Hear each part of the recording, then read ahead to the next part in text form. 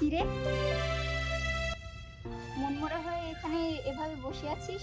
মনে হচ্ছে যেন তোর কেউ নাই। নাই তো, যদি থাকতো তাহলে আজকে আমার হাতে একটা ক্যামেরা থাকতো। সিয়াম, একটা কথা বলি। হ্যাঁ বল, বারণ করছে কি?